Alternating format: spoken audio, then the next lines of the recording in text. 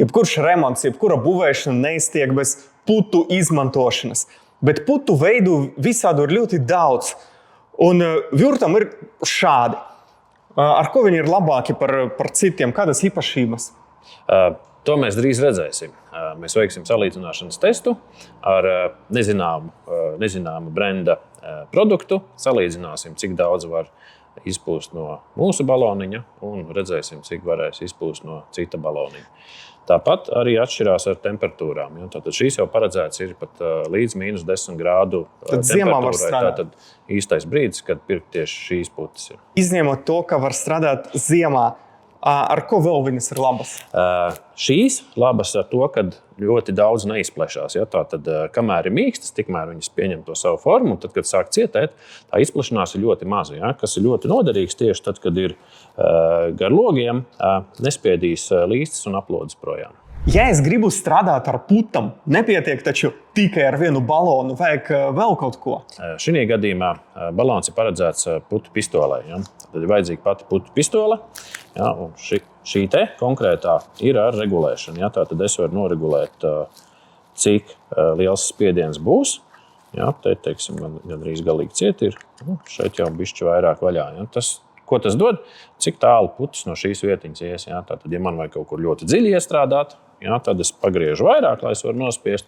Un, ja ir pavisam tāds sektas atvērums, tad aiztais ciet, lai es varu tikai nedaudz paspiest šo te mēlīti. Bet tas ir minimālais komplekts, kas ir vajadzīgs. Tā ir pistole un putu balons. Jā, bez šī te ir ļoti daudz kas vajadzīgs. Jā. Pirmkārt, jau sāksim ar savu darba drošību, ar apģērbu, kaut ko elementāru lietu kā cimdi. Jā, jo tie, kas ir strādājuši ar putām, zina, cik grūti ir notīrīt putas no apģērba. Jā. Tāpat tās arī par pārējo apģērbu padomājiet, vai jums tas būs vajadzīgs kaut kur iepriekš, bet vēlāk. Ja tomēr sasmarēs kaut kādas tur virsma vai instrumenti ar putam, ko darīt?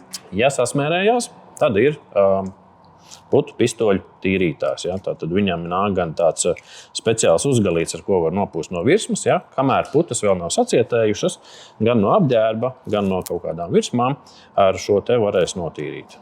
Un tāpat tās arī nokrita. Tāpat tās arī uzskrojot uz pistoles, iztīrīs pistolē visas iekšējās sprausliņas. Pistoles tīrīšana ir obligāta lieta, ko jādara katru reizi pēc darba. Jā, katru reizi pēc darba ir jāiztīra, jo putas iekšā sakaltīs un pistole nebūs izmantojama. Es esmu mēģinājis tīrīt putas ar parastam salvetam, kad es tīru pēc darba, bet tas parastas salvetas viņas pielip plīst un baigi nērti. Mēs par to esam padomājuši un esam paredzējuši, mums šādas te Power Wipes salvetes tīra faktiski visu. Jā. Mēs noteikti vēlāk arī parādīsim uz virsmas, kā ar šīm te salvetēm, kā un cik viegli viņas noņem nost netīrums. Viņas ir tādas izturīgas, viņas tik viegli neplisīs un ar viņam tiešām var labi notīrīt. Jā, pie tam tīra ne tikai putas, bet visādas eļļas, dažādas vecas netīrumus, to starpā arī silikona, kamēr nav sakaltas. Jā. Vai tā ir taisnība, ka arī ūdeni jāizmanto, izmantojot putas? Tieši tā. Ne visi to zina, bet pirms putu izstrādes, uzsmidzinot uz virsmas ūdeni, putas gan labāk pieķersies pie pašas virsmas, gan veidos mazākus, smalkākus burbulīšus. Skan interesanti, bet to mēs pārbaudīsim mazliet vēlāk.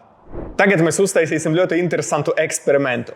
Mēs pamēģināsim visas spraugas aizpildīt ar vjurt putam. Pēc tam mēs pamēģināsim to pašu izdarīt ar parastam putam un salīdzināsim, vai tiešām vjurt putam ir tā kā lielāks tas tilpums, ar ko var aizpildīt. Šeit ir spraugas, kopējais garums 35 metri. Pirms darba baloniņu vajag kārtīgi sakratīt. Ja? Tātad dažas sekundes tā aktīvi pakartiet, un tad jau uzlieciet uz pistoles.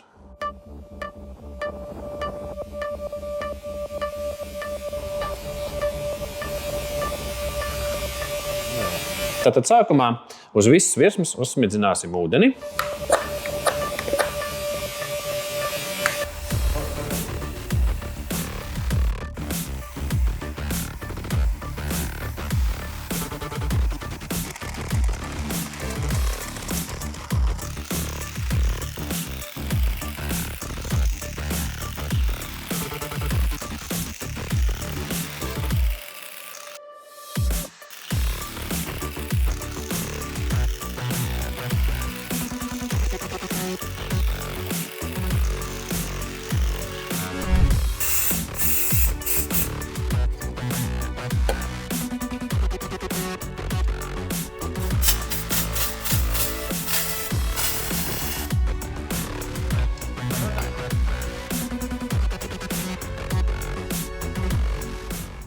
sanāca aizpildīt gandrīz visas spraugas. Cik metru tur ir sanācis? Sanāca 31 metrs. Man liekas, tas ir labs rezultāts. Tas ir daudz.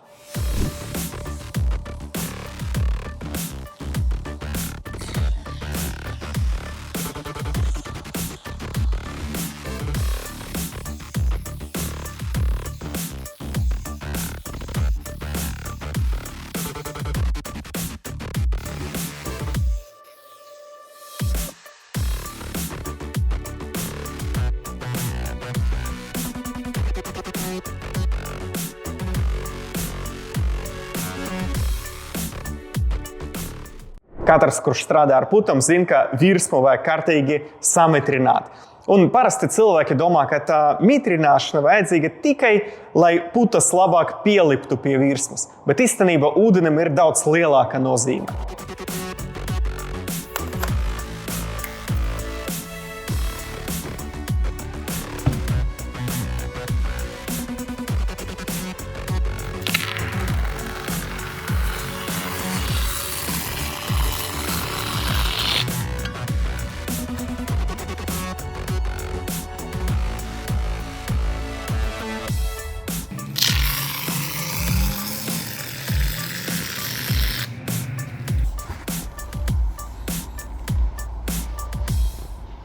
Rezultāts ir pilnīgi pārsteidzošs, jo atšķirība ir tikai tajā, ka šo mēs samitrinājam un šo nesamitrinājam.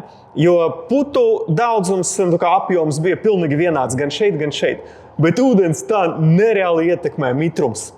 Jā, un kad ieskatās tuvāk, gan jau to arī pievilks vēl, bet šeit poras ir daudz lielāks. Ja? Tātad ne tikai tas apjoms ir mazāks, bet arī tās putas var teikt, ka ir caurākas. Ja? Jā, šī daļa ir daudz vienmērīgāka. Jā, tā ka šī puse siltumu noteikti daudz vairāk laidīs ārā, laidīs zudumā nekā šī puse. Ūdens ir ļoti svarīga lieta strādājot ar putām, jo putas viņas sacietē mitrumā. Mitra vide tas ir pilnīgi obligāta lieta, jo redzat, tad, ka rezultāts ir pilnīgi citādāks un krietni labāks. Gan apjoms ir lielāks, gan tā kvalitāte ir labāka. Tātad, izmantojot putas, noteikti ir jāizmanto ūdens. Nu šeit var pat nekomentēt, viss ir skaidri redzams. Parastās putas sanāk pat ceturdaļu mazāk nekā vurtputas. Izmantojot vurtputas, jūs veiksiet stipri vairāk darba ar to pašu baloniņu. Bet pirms strādāt, neaizmirstiet samitrināt, jo, kā jūs redzat, tas mitrums viņš dara brīnumus.